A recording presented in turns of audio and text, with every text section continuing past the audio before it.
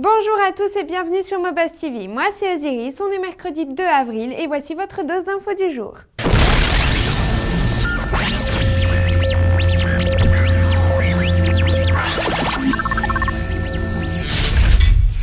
Voici un truc maintenant qui va vous laisser bouche bée. La maison de disques Sony BMG a été dénoncée par la boîte française PointDev pour l'utilisation d'un software pirate.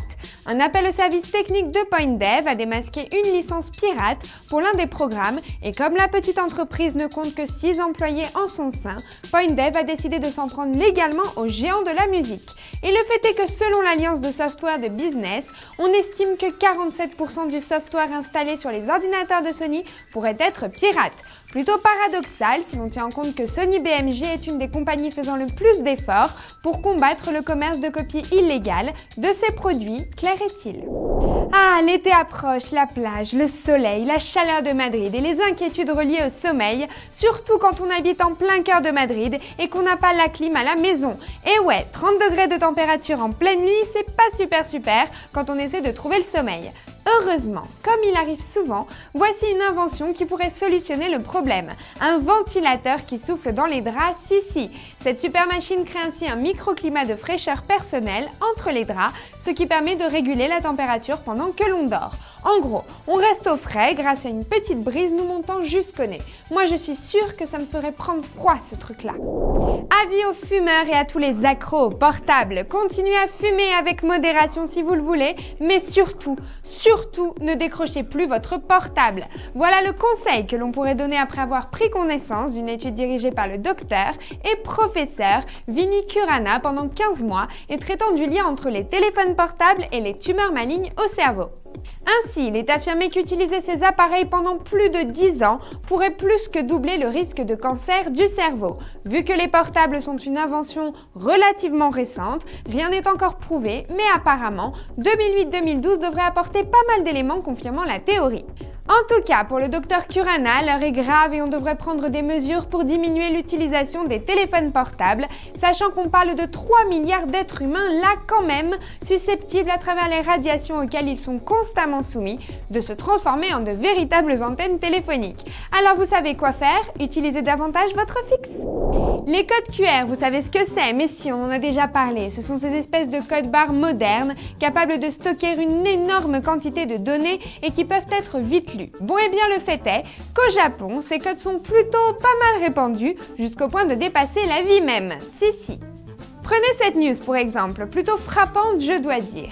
La commercialisation de fenêtres de services mémoriaux, c'est-à-dire la mise en place de tombes à mémoire, un truc comme ça, je vous explique. Les tombes sont munies d'un code QR à travers lequel on peut accéder à une archive online dans laquelle est archivée toute l'information en relation aux défunts reposant en paix. Et là, je fais référence à des données telles que la biographie, des photographies, un arbre généalogique, etc. Tout cela suppose sur le déboursement d'une somme de 10 000 $ et d'ensuite 50 $ mensuels pour le maintien de l'affaire. Un petit luxe payé par les présents pour ceux qui nous ont quittés. Après New York.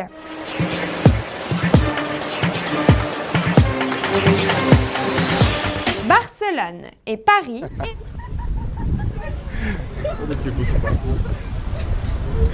Et j'en passe, voici maintenant venu le temps de Madrid de se congeler. Je vous en fais part parce que moi, j'ai l'intention d'y aller. Et puis pour les auditeurs de Mobuzz résidant à Madrid, sachez que ça se passera à 20h30 heure locale dans la station de train de Atocha. Voilà.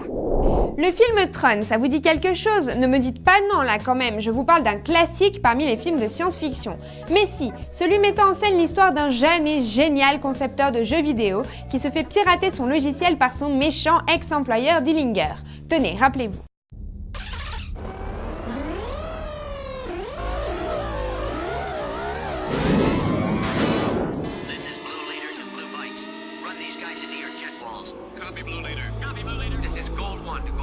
Ça, c'était la scène originale du film. Et ça...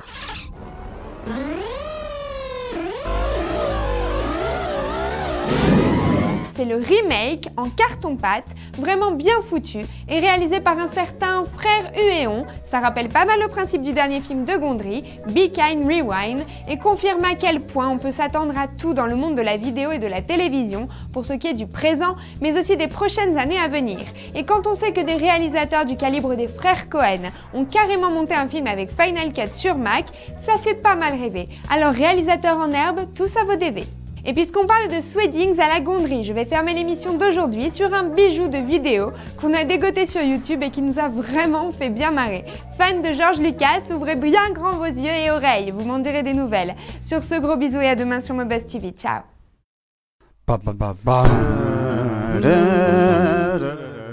me, Obi-Wan Kenobi, my only hope.